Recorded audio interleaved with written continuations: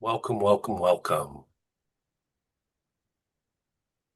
Thanks for being here and joining us tonight on our monthly call. We've got some friends and colleagues from Iowa, Pennsylvania, Georgia, and Arizona, Interfaith Power and Light chapters and organizations. So we've got a different crew than you might be used to seeing, but thank you for joining us tonight and for our conversation tonight around solar tax credits and timelines and how you can access and what you can access. So thank you for joining us tonight.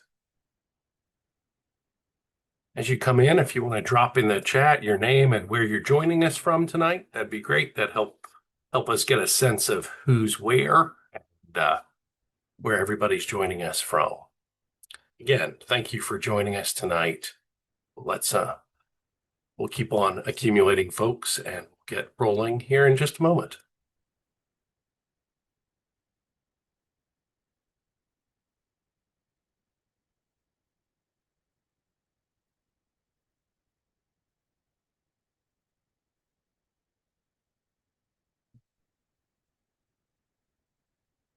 Good to see a great variety of places being reported in from. Seeing a couple from down in my neck of the woods, down in Carbondale, Illinois, and a wide variety cutting across the region. And all of our sponsoring organizations are well represented, it looks like.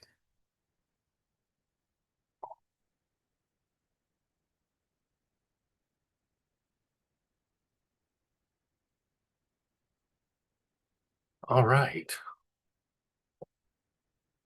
We're going to go ahead and get rolling as people continue to check in and log in and get all their technology going.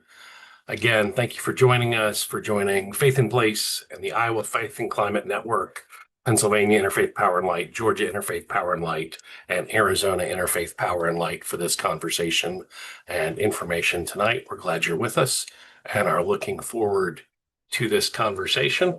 So we'll go ahead and start with our welcome and those sorts of things. We've just revised some of our mission and purpose statements, so these may sound a little different if you joined us before, but at Faith in Place, our mission is cultivating a powerful multi-faith movement, working for environmental justice through connection, education, and advocacy. And our vision is that spiritual communities are leading the way in healing our relationships with each other and the earth to build just, resilient, and thriving communities. And our theory of change is that the environmental crisis is indeed a spiritual crisis rooted in disconnection from one another, our traditions, and the earth. When green teams are supported in repairing those relationships, they grow networks of care and action that lead to more just and resilient communities. Faith in Place is in Indiana, Illinois, and Wisconsin. And as I mentioned, tonight we're joined by folks from Iowa, Georgia, Pennsylvania, and Arizona as well. We're looking forward to all of those folks being on the call with us. Norms, just guide rules so that we all stay safe and happy together. Respect, we're a multi-faith community. Listen to understand, we don't always have clear answers. Take space and make space, hold space for people's lived experiences. If somebody's talking a whole lot, back off. If you're not talking enough, step up. Please do stay on mute when you're not speaking. Just keep your mic on mute.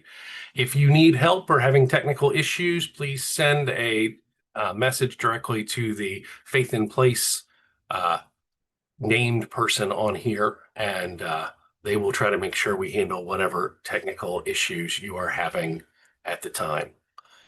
I'm going to ask you to rename yourself so that we can find you later for breakout rooms. If you look at my name, you'll see I've got a 1 in front of it. The way that you get that is if you hover over your picture with your mouse, click on the 3 dots in the upper right-hand corner and choose rename, and then just add the region number from where you're calling before your name.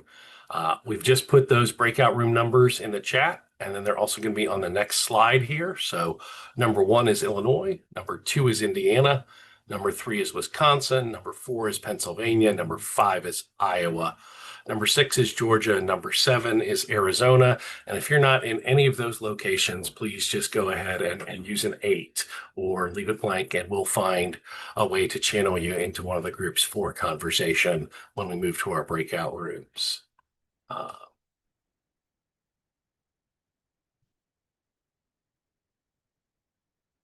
So part of who we are, and tonight we're coming from a wider range, is acknowledging that we're not the only people who have ever lived on these lands or who will ever live on these lands. So given our topic tonight, I was thinking that as the sun beats down on the land, we are not the only people who've been warmed, who have sweated, who have longed to see the break of day, the beauty of a sunrise or a sunset.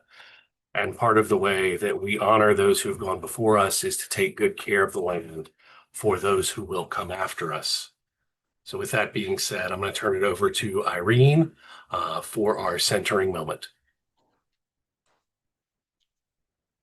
Good evening, everyone. At least it's evening in Iowa. I'm Deaconess Irene Damaris, and I serve as the Executive Director of Iowa Faith and Climate Network, formerly known as Iowa IPL. And the question that I have as I was preparing for this is, what does it mean to be grounded in a moment when so many of us feel a bit unmoored? And the one metaphor I have in her autobiography, Amy Poehler describes what it feels like to be in one of those pivot moments when the ground shifts underneath your feet. She says, like, it's like your life is laid out on a blanket, and two people have the corners and they flick it up into the air. Suddenly, everything, your work, your relationships, your sense of stability is flying above you, and you have no idea where you're going to land. You're unmoored. I've often felt like this and certainly have most of this year. And I imagine in this group of people, I'm not alone. The question becomes what grounds us, what centers us, because while grounding has always been important, it's even more so in this world we're living in when we never know when this blanket will be tossed up again. For me, faith grounds us, and many of you tonight on the call, especially as people of diverse faith and spirituality across the United States tonight, we're people who prioritize our environment and taking climate action. Being grounded for the journey ahead of us becomes even more vital in these moments because it's what keeps us steady when the winds of change and challenge try to sweep us away. My question is, how do we take action to ground ourselves in faith? Because it's so important. So I want you all to think about what grounds you if you want to put your feet physically down on the ground, if that's what it is. Currently, right now in my life, it's tending my garden. Turned 40, turned into a gardener. I'm just like a meme. And so the physical act of putting on my gardening hat and my gloves, deciding what plants should go where, adding new ones, which I can't stop doing, then watching the pollinators discover blossoms. It's seeing life in action, growth, beauty, and interconnectedness right before my eyes. And I'm centered, I'm grounded, I'm ready to go. It's in the small intentional acts. It doesn't have to be big to be grounded, whether it be tending your garden, being with your faith community, or on the front lines of climate advocacy. My hope and dream for all of us tonight is that we find our roots and remember why we work for the world where all can thrive. Thank you, and I'm excited to hear the rest of this webinar as we do our work together. Thank you, Irene. And good evening, everyone. I am Elena. I'm the COO of Faith in Place, and I am honored to be here tonight with so many of you. I'm just going to offer a few quick announcements and then pass it back to Wade, who will introduce our speaker for the evening.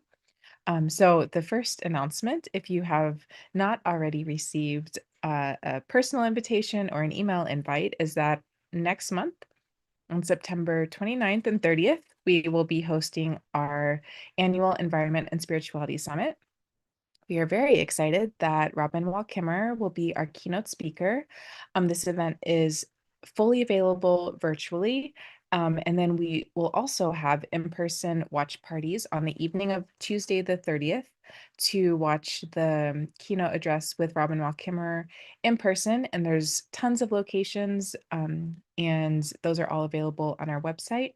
And when you can register for free. And then at the bottom of the registration form, you can pick a watch party site if you are interested in joining one of those in-person watch parties. So please take a look, and the website has the full agenda. If you like Robin Wall Kimmerer and her work resonates with you, the other 3 sessions and 3 speakers will also most certainly resonate with you. It's very similar in tone and theme, so I'm very excited for the 4 sessions next month. So take a look at the agenda, be sure to register, and I hope to see you there. And then my second announcement will continue on tonight's theme of solar. So many of you are probably aware that the EPA is attempting to cancel around 60 grants awarded under the US Solar for All program. So this is equal to about $7 billion in initiatives that was designed to expand access to solar power, especially for low income communities across the US. And just a side note for those of you that are joining from Illinois, this is separate from the Illinois Solar for All program, even though they have the same name. So confusing, but not the same program. So in the chat, there's a link where you can send message to your members of Congress, asking them to urge the EPA Administrator Zeldin to protect the program. So if you can take a minute and fill out that form, it has, a prepped message. You can always tailor and send that to your members of Congress. So with that, I will pass it back to Wade to introduce tonight's speaker. Thank you. Thank you, Elena. I'm Wade Halva. I'm our Regional Programs Manager at Faith in Place, located in far southern Illinois. And it's my privilege tonight to introduce Jeremy Kalin. He's a tax credit and project finance lawyer focused on community scale energy projects. He leads the Impact Council and solar practice groups at Avisen Legal in Minneapolis, works all over the United States, all 50 states, DC, and Puerto Rico. Jeremy's facilitated at least $1.4 billion in community scale energy products in underserved and untapped markets. He was elected to 2 terms in the Minnesota House of Representatives and served as the state legislative liaison for the White House Climate and Clean Energy Team. He's advised secretaries of energy under Democratic and Republican administrations and serves as a senior advisor to RMI and the Millikan Institute, among others. A bit tongue-in-cheek from his bio, like all good lawyers, his bachelor's degree is in fine arts with a ceramics focus from the University of Minnesota, and he continues to make functional, one-of-a-kind pottery today. With that, Jeremy, the floor is yours. It is such a pleasure to be with all of you. Can I get a thumbs up, Wade, or a vocal that you can see my screen? I can see it. It's just not in presentation mode yet. There we How go. about now? Awesome. Perfect. Great. I did one thing right this evening. It is really just great to be with you all. Irene's great centering comments and being with you all. I work closely with the Minnesota Interfaith Power and Light chapter. I'm in Minneapolis. And my faith, my Jewish faith, is really important to me, and being with Faith in Place and all of you, many places where I get to work with clients doing really good on the ground work, just reminded me of one of my favorite pieces of the Hebrew liturgy, the prayer Hashki Venu, that sometimes is sung in a round. And the English, I'm not going to sing it for you. My brother is the musician in the family. I'm the dirty potter who likes to get in and do hard work. But the English translation is along the lines of, "Grant us peace as we lay down and close our eyes. You will shelter me and my family beneath the shadow of your wings." And the work that we do is to make that shelter as holy as possible and to be as consistent with our faith and really invest in our place. And so this is just really meaningful for me to be with you all tonight. As Wade hinted at, or as Wade shared, that I did start my life as a potter. Here's some recent pots of mine. I've returned to the studio, and actually try to get in some time every 2 mornings a week, excuse me, to make work. Lately, that's been harder to do. But my journey started trying to make the world a better place. Tikkun Olam, many of you probably know, is the Jewish charge to repair the world. And it's just my journey has been trying to make the world a more beautiful place, one cup and plate and teapot at a time. And then I started getting more concerned about and more interested in the places and ways that we connect over food and with each other. And so after 4 years of being in the pottery studio, 5 years living in the woods, and teaching and making pots, I realized that I wanted to go to architecture school instead. And 2 years in, realized that the scale I really wanted to work was the scale of policy and the scale of finance, and to try to make the world a better place through deep sustainable development. So as Wade shared, I got the chance to work with, to serve in the state legislature, chief author of the strongest energy conservation standard at the time, and then advise President Obama and be part of the climate and energy team. So I've been at this thing for a long time, but the reason that I spend why this is my life work are the people you see here. My late father, Dick Kalin, my own Superman, and then my kids there, 6 or 7 years ago, actually now, that with the solar panels before they got put up on our home roof. And so try to walk the walk as much as possible. And I really realized that that I didn't care so much to be playing with Wall Street money and being an investment banker, but really much more concerned about helping underserved markets and underserved communities access the capital and the financing and the technical assistance required to address real energy poverty. And frankly, as the grandchildren of folks who lived through the Depression and of Russian and Belarusian and Ukrainian Jewish immigrants, I just hate waste. I was taught very early, like I still wash those Ziploc bags till over and over and over till the only thing left is the zipper. And so I just want to address this notion of cleaning up our world and to expanding access. And so I got assigned by the White House back in 2015 to the task force supporting Baltimore after the killing of Freddie Gray at the hands of police. And the city really recognized, and one of the recipients of the initial pilot of solar is the woman on the left side there in white.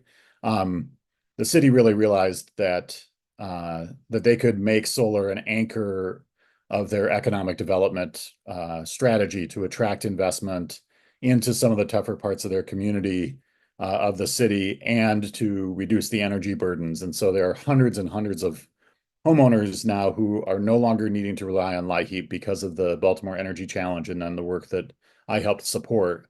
That it's this kind of work that continues to drive me today. And I noticed that like folks from the Philadelphia Energy Authority are on, who I've had the pleasure of working with to expand that access. And I work with the Solar for All provider, Capital Good Fund in Georgia, and the Georgia Bright program, and just really, really lucky to be working with them. So, I've worked with hundreds and hundreds of communities of faith over the last many years, and have really, in trying to access solar and making solar projects possible. What I wanted to do in the next 15 to 20 minutes here is to walk through the Solar 101, the solar economics, the solar tax credit structure, what's changed, and why it's important to get a sense of quickening and urgency on making decisions now, because unfortunately Congress dramatically changed the timeline for tax credits while we were able to preserve, in a great victory, for the industry and particularly for nonprofits and other tax exempt orgs, we were able to preserve some key tools like direct pay of the tax credit, which I'll describe in a moment. So Solar 101 in terms of economics. First, we start with how much does a project cost? And then the income streams for how do we pay for it? And if you think about kind of 4 income streams, it's the value of the electricity that gets produced by the solar, any local, state, or utility incentives that we can stack and harvest, federal tax credits, which, thanks to the Inflation Reduction Act, are finally refundable for tax-exempt organizations. So we don't have to go through convoluted structures, and we can use direct pay and get a direct check from the federal government, from the IRS. And then any capital contribution or donations that either the church is able to make or that you're able to secure from grants or from the offering plate. So, for example, a system that we might put on my own synagogue a few blocks from my house here in South Minneapolis might cost $100,000 to cover the vast majority of our good exposure. We'd probably do it. We have an east and west roof, so we probably would just cover our west roof. We've been needing to address our boiler before we take care of our solar. But that $100,000 for a 30 kilowatt system, we think about it in terms of dollars per watt. So a $3.33 a watt system might cost $100,000. And if you're generating roughly 35,000 kilowatt hours a year at 10 cents a kilowatt hour, excuse me, which is probably low. In many of the jurisdictions that might be slightly higher in terms of your value. And maybe you get a production incentive like we do in Minnesota. It's hardly worth anything now. It's 2 cents. Whoops. 2 cents per kilowatt hour, but it does add up. So you might generate $4,100 a year of value from that solar. And then this $30,000 tax credit. And I realized I missed a correction here. This should be 70,000. So I'm actually going to do a live editing so we can make sure we have this right. There we go. So it would take roughly 17 years with no other income or grants to pay for your solar system, but you might be able to get something like a PACE loan or others and borrow it over 20 years. That's with no additional contributions. If you were to able to get a $30,000 grant or contributions from your own members or make an investment into your own building to purchase the system, combined with, and then you could finance that remaining balance over 10 years, you would really get cash flow neutral, right? So it could pay for itself if you make a small contribution along those lines. We're going to revisit this because you can actually increase that federal tax credit and I'll explain in a moment. So the federal tax credit starts out at 30% of the project cost. Like I said, this $100,000 example can get a $30,000 credit. And thanks to something called direct pay, as a tax-exempt organization, even if you've never filed a tax return, which as a church you should not need to, but as long as you own the system, that investment tax credit can be paid directly by the IRS, and it's typically within faster than 12 months of project completion. And it's a direct payment under the code section is 6417. I'm a tax lawyer, but I tried to include none of the tax code references in this presentation. But you can get that as truly a direct check. One other option that you may be familiar with is to have a third party lease your roof or your nearby land for that third party to own the solar system, pay for all of its costs. So that's $0 up front for the church. The third party gets the investment tax credit and then sells you the power. We prefer it to be zeroed down and then cash flow positive, so less than you pay the utility. But that's especially in the Midwest. And even in Georgia, you don't have terribly high costs of power parts of Pennsylvania get a little bit up there in kilowatt hour pricing, but it can be still hard for this structure to work, and it's been a challenge to get tax investors to understand the value of serving churches and doing small projects. That's why direct pay, this option, is so attractive. And not only do we have the 30% base credit, the Inflation Reduction Act added, and we were able to preserve a number of bonus credits that survived the attacks from Congress in the recent bill. I will not use the political title I'm referring to it. I call it HR 1 or Public Law 11921, but the budget bill that was just passed. If you if you Google Energy Communities Bonus Credit Map, or I set up this tiny URL.com/energycoms bonus map,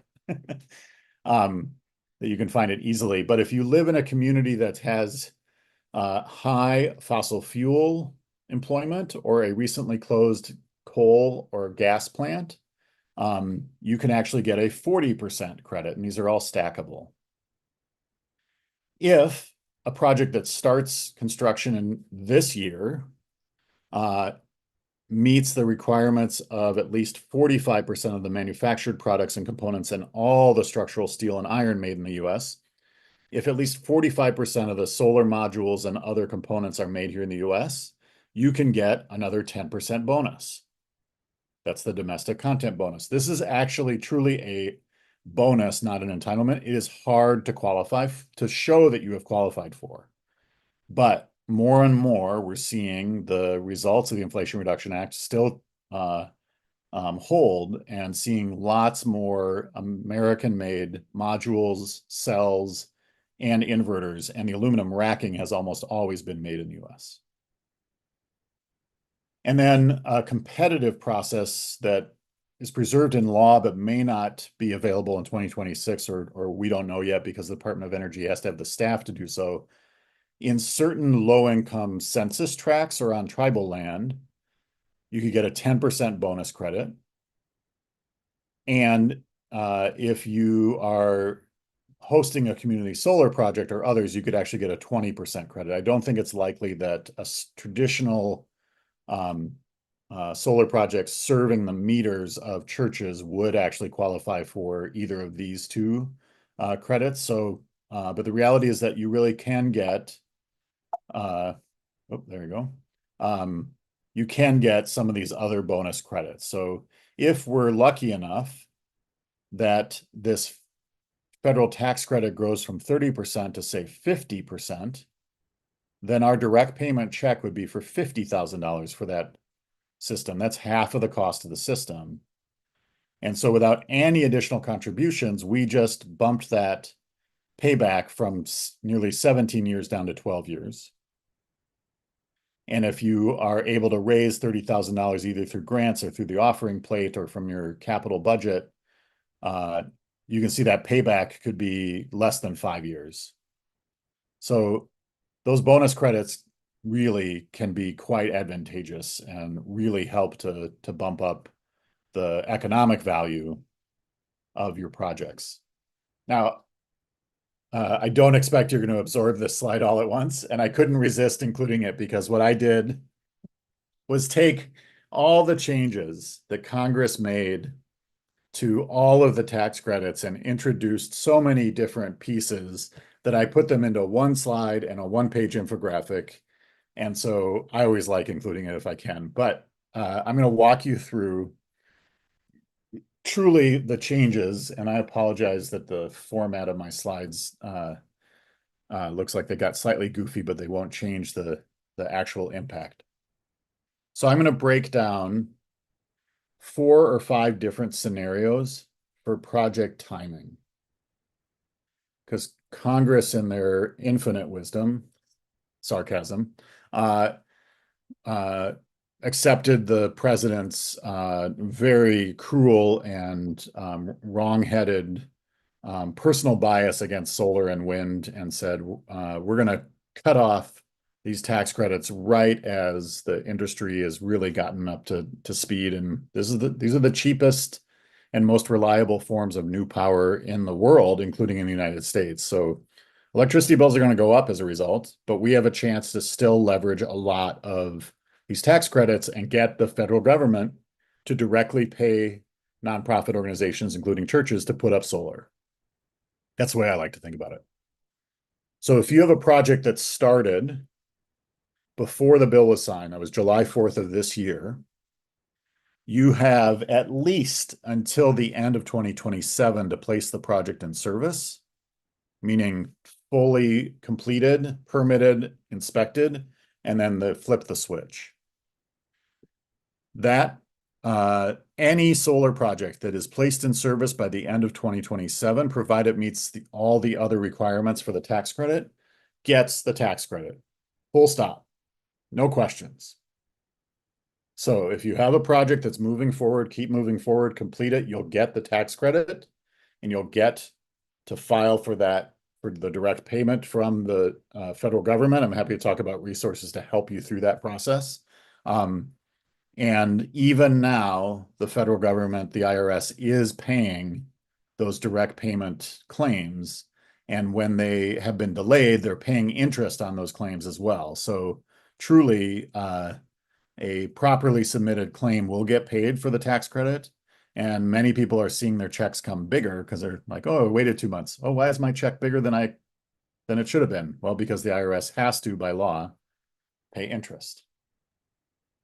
Now things get a little squishy. So if you begin a project now through the end of this year by taking one of two activities, either spending at least 5% of the final cost of the project, so that can be contracting with a solar company, it can be installing the conduit and having an electrician do the preparation work. There's a number of specific ways to safe harbor that 5% expenditure. Or you can actually take physical steps of a significant nature, like having the conduit installed on your roof, or sorry, not the conduit, the racking installed on your roof, or running the electrical conduit and putting in the sub panel next to your main electrical panel, something physical of a significant nature. If you do either of those two things by the end of this year, you don't have to worry about meeting the foreign entity of concern supply chain requirements I'm going to talk about in a little bit. It is also likely that you may have longer, there's the orange box there, you may have longer than the end of 2027 to finish your project, but frankly, if you're starting work at the end of 2025, you are gonna get that project done in the next year. But you will save much money and a lot of headaches by starting a project now and not having to worry about the Chinese supply chain rule, the foreign entity of concern, or FIAC, requirements that Congress, the sort of anti-China provision that Congress included. So the first sprint is start construction by the end of this year. Get under contract if you can. Spend the more than 5% of the final project cost. I like to say 10% because we all know that projects get slightly more expensive as you uncover this or that needs to get changed. So think about it as 10% of the final project cost getting spent on equipment or the construction contract, or doing physical work of a significant nature. Because if you start a project on July 1st of 2026 or later,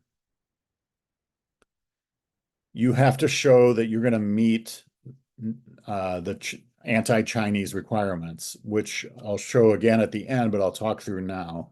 No more than 60% of the components of your project can come from China or Iran or Russia or North Korea, but we're not buying modules from North Korea or Iran or Russia. So it's really China.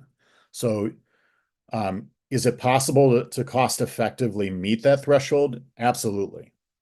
Is it going to require additional paperwork and additional provisions in our contracts? That's really where the excess cost is going to come in. And so if you can begin construction before January 1st, fantastic. If you can't, then we need to make sure that you're complying with these foreign entity of concern rules. Any project that begins construction in this first year after the bill is likely to have a deadline well beyond the end of 2027 to place the project in service and be done. And some of you who have worked on solar projects know it can be hard to get the utility to do their final testing and approve the project. It can just take months and months and months to get on their schedule. That's why I talk about the sprint of wanting to get going now. And part of the final deal with the super conservative, I'm not going to say conservative, the far right Freedom Caucus was that they extracted, in order to vote for the final bill, they extracted a promise from the president that they would issue additional guidance to make it harder to begin construction by that July 4th deadline. That guidance should come out on Monday. I know it says August 17th here. It'll be August 18th is what it looks like. And what we're hearing is that there'll be an increased threshold and increased paperwork requirements, et cetera. But if you start the project, you should have at least until the end of 2028, maybe 2029 to finish your project. For the size of projects that are going to go on solar roofs or on church roofs, again, I'm not too worried about it, but I would much rather have you start construction by July 4th of 2026 and not have to worry about any delays that might push you into finishing the project by the end of 2020 or after 2027 into 2028. So sprint number one, begin construction before the end of 2025. You don't have to worry about the anti-Chinese rules. Begin construction by July 4th. Then you likely have more time to finish the project. Because if you begin construction, and I highlighted the wrong slide there, but if you begin construction after July 4th, you then must meet that end of 2027 deadline. If you miss it by a day, you won't get the investment tax credit unless Congress were to change something. So that's the sprints. And then I just mentioned this prohibited foreign entity list. And you can see it there at the bottom of the screen in orange: China, Iran, North Korea, and Russia. And you have to show for projects that begin construction next year that no more than 60% of the products and components going into your project have come from China, Iran, North Korea, or Russia. There's a bunch of certifications and contractual language that my firm is drafting for public use. We're working on getting them out as soon as we can, but want to wait for the guidance and a little bit of other work. But it's just way easier to not need to comply.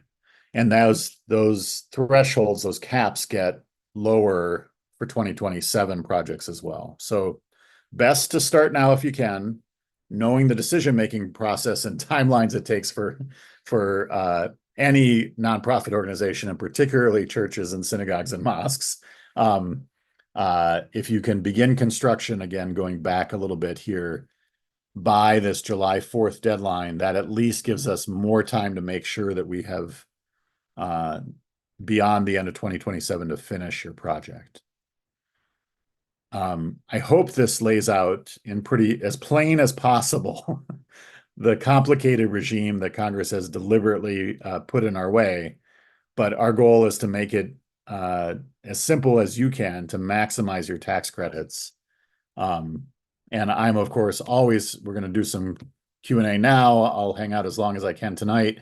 And then happy to take emails is probably the best way for any follow-up inquiries or other items as well. But just really pleased to be with you all. And with that, I will hand it back to Wade. And I hope I have not confused the heck out of everybody.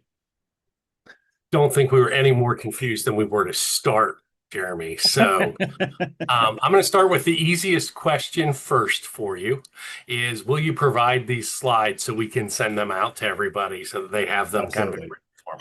Perfect. Absolutely. That answered about a third of the questions. The next clump here is really around what's the definition of starting and that start date? So a combination of questions about the 5%. Is that the only criteria? What does starting involve? Like if you're doing roofing to get to solar, Yeah. stability, does that count? And then the dates uh, around July 4th, 2026, and what that means. So I'm going to Right. let you address that. So unfortunately, there are two different thresholds. One is known and one's changing. The one we know because it was put into the bill is this December 30th, what I call the FIAC waiver. This, and it's really a statutory waiver because it was included in the bill that said the existing definition of begin construction applies in order to secure your FIAC, the anti-Chinese or the Chinese limitation waiver. So the two different ways to meet this deadline by the end of this year for the statutory waiver for FIAC. One is physical work of a significant nature. So roofing is preparatory work. It's the tax credit is your percentage times the cost of the energy property. The ground is not part of the energy property. The roof is not part of the energy property. The mounting that goes on the roof is part of the energy property. So, like for ground mount systems, putting up the fence is not part of the energy property. Putting a road around a project is not necessary because that's just an access road. But if you're doing a ground mount system, for instance, pouring the foundation slabs that the transformer or the switchgear or the interconnect or the inverters will go, that is physical work of a significant nature. Running conduit and having an electrician put in the boxes, the junction boxes and the sub panels that will go right next to your main electrical panel, doing that preparatory work is physical work of a significant nature. So that's one way of meeting the test. The other is to spend 5%, sometimes called the 5% safe harbor, but that's going to change. So it's not really a safe harbor anymore. So spending 5% of the final total cost of your energy property. So that's why if you only spent $5,000 on my $100,000 project and the contractor said, no, you had a change order, it's $100,100, only spending $5,000 would not be enough. And so what we recommend is 7 to 10%. And you can do that by putting 10% down on a purchase agreement for the solar system. You need to see progress within 3.5 months, economic performance, et cetera. There's a bunch of legal things there, but if you really think about that as being the test, so physical work by the end of the year, or at least 5% of the final cost. So think of it 10%. So that gets you in to the FIAC waiver. The other threshold, unfortunately, that we have to talk about is this July 4th date in order to have longer than the end of 2027 to install to finish your project. That guidance is going to change. And those requirements are going to change. So watch for the news next week. I'll also try to get something out to the Faith in Place crew so you can send it out to those who to the chapters who can send this out as well. But at a high level, we're expecting that 5% minimum will become 20% or more. We don't know if the physical works test will stay. And we also expect that you'll need to show continuous progress every quarter that you're working on the project. Again, for projects on churches, I'm not worried about that continuous progress, excuse me. So that's a different threshold. And again, this was part of that deal with the Freedom Caucus to try to muck up the works a little bit more. Frankly, it's workable at this point. Thank you, Jeremy. It sounds like you need to just get going. That's exactly right. Amen. We didn't need 25 minutes. Get going, Uh, everybody. but getting several questions about navigating the IRS processes. We had a comment at the beginning about like can't finish getting registered. Folks want to know how they find like an agency or a tax group to help them. I've got one of my solar contractors here contracted with CPA in town who's now Yeah, handling all of their commercial, and then resources about navigating the IRS processes for direct pay. So a lot of questions about that because we typically just have never had to do this stuff before. that's So right. any advice there? Yeah, a couple of them. One is a nonprofit that I am proud to be a member of and work very, very closely with called Lawyers for Good Government. If you Google Lawyers for Good Government, and maybe somebody can put in a link, they have a direct pay resource center and a clean energy tax credit navigator, including even annotated forms of the 3 tax forms that need to get filled out. It's Form 3468, Form 3800, and then the 990T. Sorry, I did it. I goofed up. I ended up saying code names and form numbers, but um, it's actually pretty straightforward, but you really do need someone to guide you through. In fact, some of our prep work for tonight, we identified that there are a couple of claims that were imperfect when they were submitted, and those are the only ones we know of that have been delayed. All the other, or that are still not paid. Every other time that a professional has helped, or that they follow the Lawyers for Your Government tax navigator, it's worked. Another organization, a business that has been set up specifically to help direct pay filers is called Giraffe Financial, like sticking your neck out for you. Giraffe, the tall-necked animal. Giraffe Financial, and they really established this model to be the TurboTax of direct pay. And I met with them 3 times today on other projects, on specific projects, and they do credits as small as $10,000. So they're really set up to do this efficiently, and it is important to get help doing so. I think we just got an email through the IPL network that Giraffe has lowered their minimum fee floor, and that may make That's it awesome. a little more. No, they've raised it so that it costs a little more to use their services, and that may be a Sorry. challenge Yeah, for some smaller projects. But yes, we've got links to Giraffe and the Lawyers for Good Government pages in the chat now. Try to make sure those go out. Can any we've got a question about, can HR&R Block help us with that sort of thing? And I think that's, the question. People may be using some of those. So yeah. I mean, I think the one of the things that has always been the goal of mine is to have CPAs that are really expert at this, like we just described, but also that can handle the odd duck questions, right? The weird things here or there. But more importantly, it's to actually make this mainstream. And increasingly, we're seeing that TurboTax, H&R Block, others understand this. But please, again, feel free to shoot me an email if you need a link to resources, or if you need a link to connect your CPA or your accounting group with someone who knows what's up, and just have a short consultation. perfect. Thank you for that. Couple questions about when can we expect to hear the changes that have to be updated within, this 45-day window, and how long is it going to take to unravel that? Because all of these are things that have passed, and now we're figuring out things again. So any set of that? I was really surprised actually that it only took a few days to get to this one pager.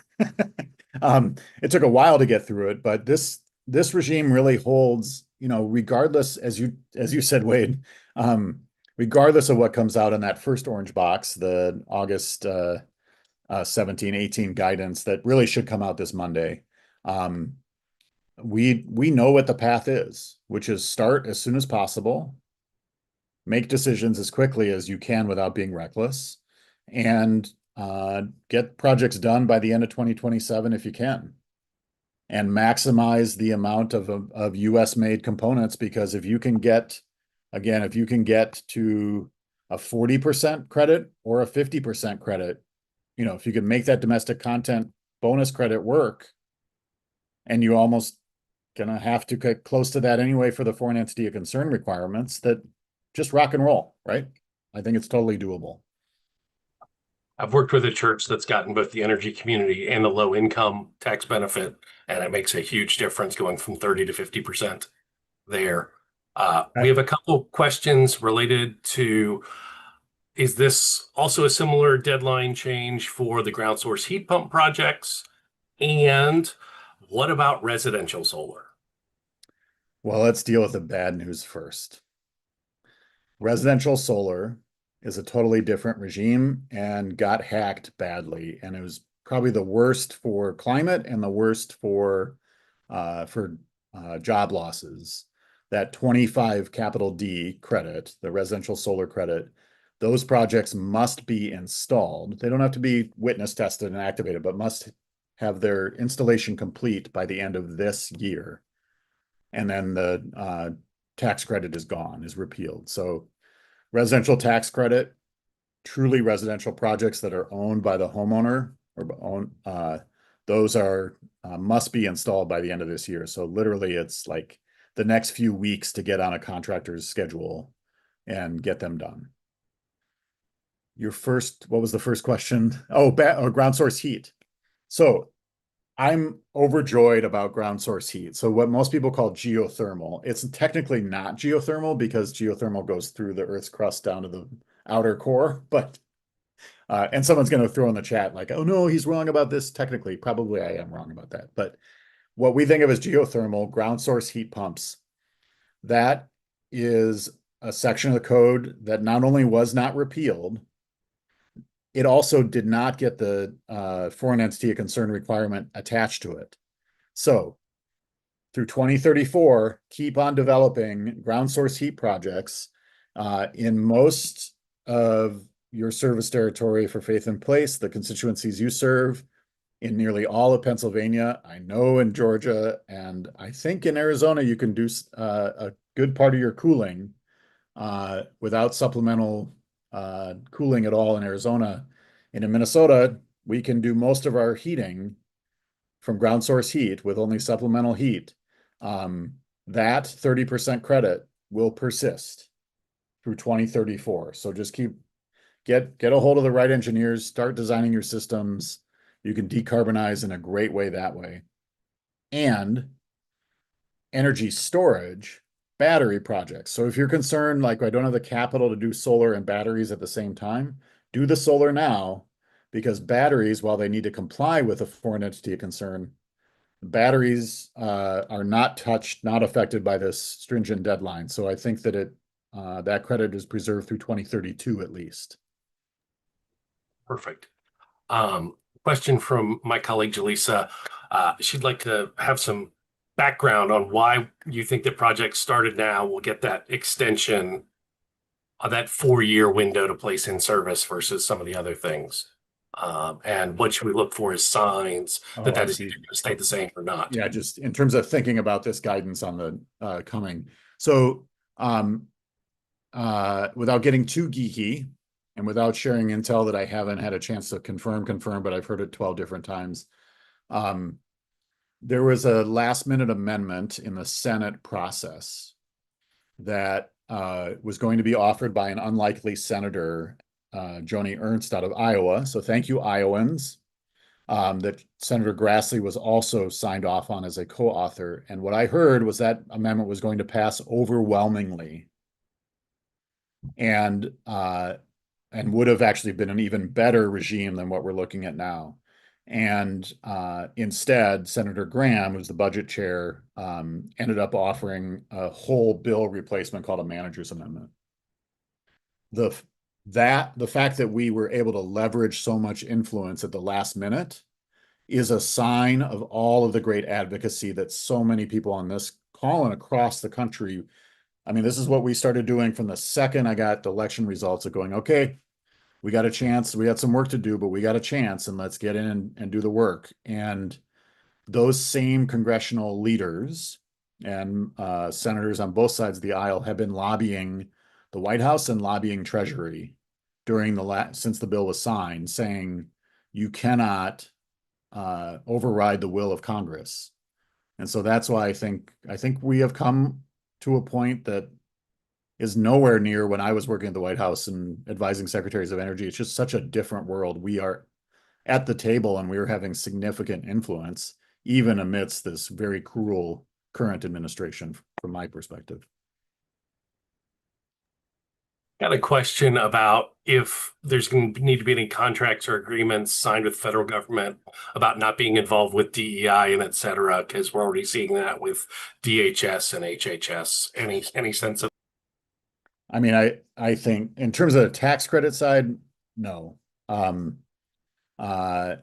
in terms of, I wouldn't sign a new agreement with with the federal government right now at all anyway. And I have clients who are direct recipients and sub-recipients for Solar for All, and I'm helping them navigate these pieces as well. Yeah, I just think that we're just going to just put our heads down, keep doing the work in terms of what we can do to attract federal money for climate projects. The reality is that we have to resist in other ways and stand up for our values, outside of this. But right now we can get the federal government to pay us to put in solar and other clean energy technologies, and let's continue doing so. Had a couple questions back towards the beginning about should we be worried that some solar companies are going to be collapsing with the tariffs and things like that? And are there sort of template contracts? I think the thrust is kind of around how do we find a good solar installer if we haven't really been paying attention so far, or going that far? Yeah, I mean, I think my experience in working with IPL chapters is to work with your IPL chapters, right?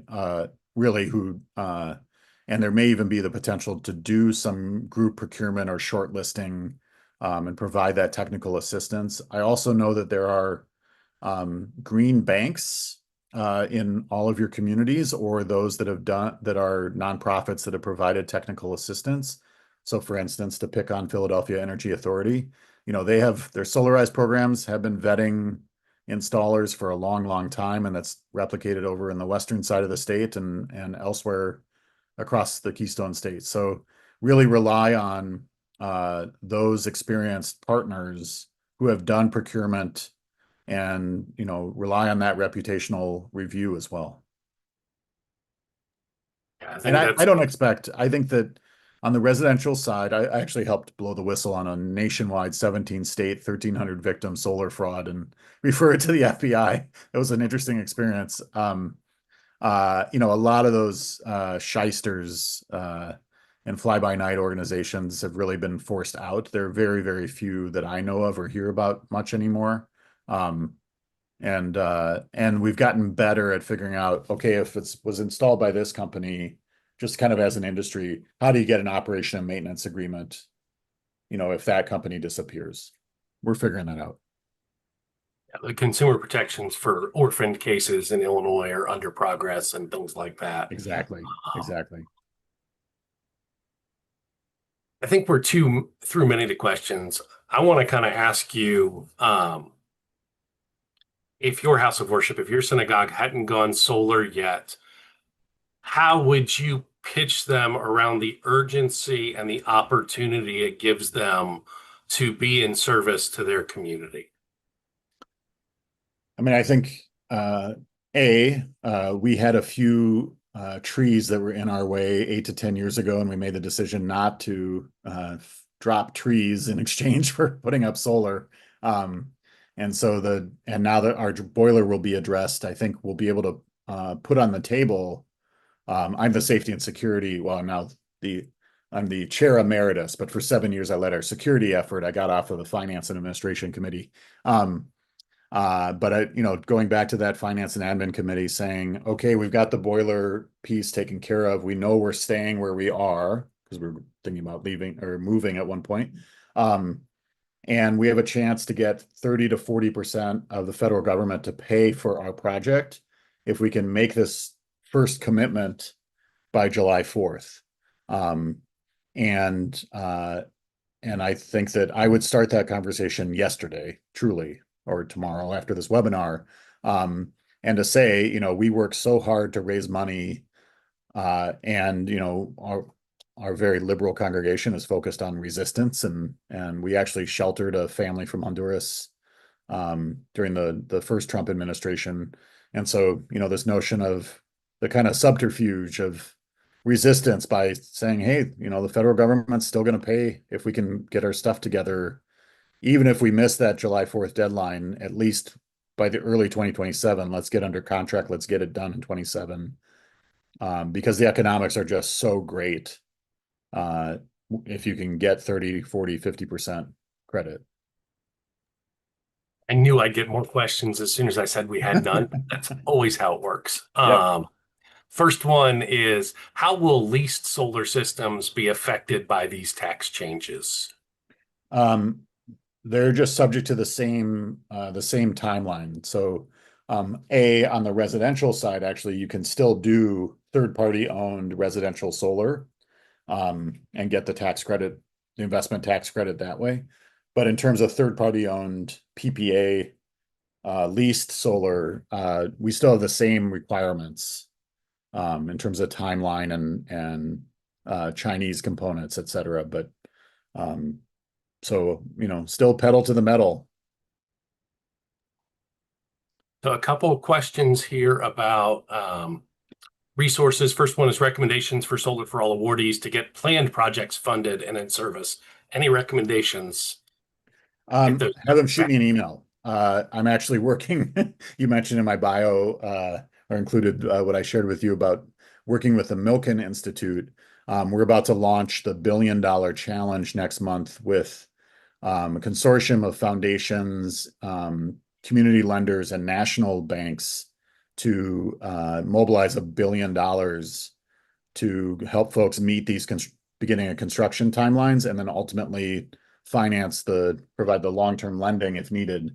And so we're trying to do that matchmaking between committed lenders and then the project pipeline on the ground. So shoot me an email for sure, because actually that's the matchmaking that we're working to do. Perfect. Would Green America be a good source of helpful information in terms of choosing contractors and finding ways to get funding? They're linked to like Green Century funds and Climatize. I'm not as familiar with Green America so I can't really speak to that. But as long as they are any organization that can really show how they vetted the folks that are on their list or done some sort, these companies meet our standards, and then have sample contract provisions or are willing to do the handholding like the IPL chapters I know will do for all your church organizations. And certainly in Minnesota, I think we have like 200 and something churches and synagogues that are ready to rock and roll. We put a solar on big mosques. It's pretty great, but the IPL handholding has been so important. I would add to that funding question that I'm a Presbyterian minister by previous training. And so we denominationally have an investment loan program for our capital projects that even loans at a lower interest rate for these sorts of projects. So if you're in a denomination or an affiliated group, check out your internal resources to see the best deal. I know that a percentage point less does make a difference to the church treasurer, at least, if nobody else. And I'll add, Wade, to that. Actually, I'm just waiting for a signature in my email from the utility to close on a project that I don't think I can share the specific location yet, but will be the first community solar project in their state. Will serve 650 low-income families. Is a 70% tax credit project. I've not worked on one that's got all 70%, but they've got it. And the lender there is a fund affiliated with United Church of Christ, and really has been just an absolute pleasure to work with. Very flexible, totally understands the mission, and the landowners are a group of nuns from whom we're leasing the land for the project. So it's been a perfectly aligned project and been one of the utility is hard to deal with, but everyone else has been really, really lovely to work with. That Cornerstone Fund by any chance with the UCC? That's exactly the fund. Yeah. Yeah, they're great. Done some work with them. Yeah. The thing I would tell folks is start that financing process early. Exactly. It takes a while. It's got to go through your board, if it's got to get approvals everywhere. Um, I'm Presbyterian. We form committees to form committees to form committees to have a discussion about lunch. So, it can Exactly. take a while. My only question for you, Wade, is as a Jew, I have to ask, in each of those committees, if you have 5 people, do you have 17 opinions? We say wherever two are gathered, there are three opinions. There you go. Yes. Question here about getting energy audits first, ASHRAE audits before jumping into solar, or is time of the essence and skip that step potentially? I mean, I think it's always a good idea to get at least a level 1 energy assessment. And frankly, start the solar process and ask your solar contractor to refer you to an energy auditor, an energy audit provider, at least an energy assessment. If you don't have LEDs everywhere, you're throwing away money. Really, like even closet bulbs should be LEDs at this point, even if you're just relamping, not changing fixtures, et cetera. But and for gosh sakes, in terms of safety purposes, et cetera, proper lighting is always exterior a great safety provision too. Quick question here. I know the answer to this, but I think people want to hear from the expert. Are there any drawbacks to participating in selling SRECs, renewable energy credits? And do the tax advantages still apply if selling the SREC? I'll take number 2, and then I'm going to let you speak to number 1 because you clearly have a strong, if that's the one. So yes, you can get the tax credits regardless of what you do with the SRECs. They're not attached to the renewable energy credits. Were you prepared to answer number 1, Wade? Yeah, I mean, I don't see any drawback. Here in Illinois, it's roughly 30% of a project cost for rooftop.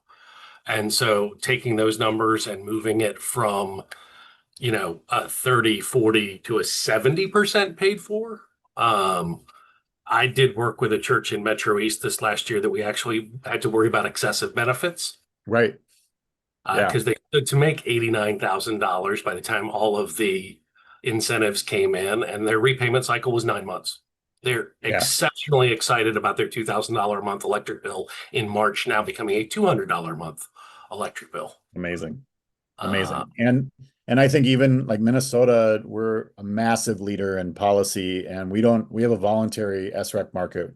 Almost all of the RECs are done through a utility incentive program. So if you're standing outside those programs, there's still voluntary REC purchase platforms out there. So I know in Georgia, we've been doing REC purchases for clients. So don't assume that there's zero value to those renewable energy credits that you're generating.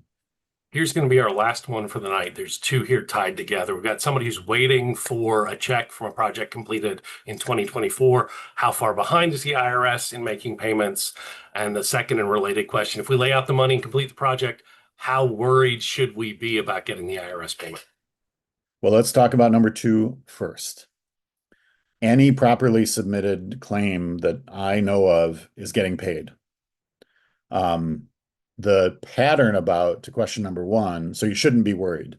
You're right to ask the question, and the tax code is the tax code. The IRS has to administer the tax code, and they do, and they have the staff, and they're doing it. The item number 1 is or question number 1, there's no discernible pattern. I was just talking to Giraffe Financial. We have some small credits that have been paid right away, some small credits that are taking months. We have some large credits that are taking months, and some large credits that were paid well before they should have been paid in the time frame. But in all cases, interest has been paid every time that they have gone outside of the 60-day wait. So unfortunately, getting an agent on the phone to answer your questions is really, really hard. It was hard before. And so unfortunately, it is just wait. As far as I know, I haven't heard of anyone who's experienced enough to give other counsel. And I'm sorry if it's truly, a hit on your own cash flows, because I know it can be on small congregations for sure. Well, I'm going to wrap the questions there. Thank you so much, Jeremy. It's been informative, and I think got at a lot of the things hanging out behind all of our congregational parking lot questions that are really where the board meeting stuff happens. So thank you very much.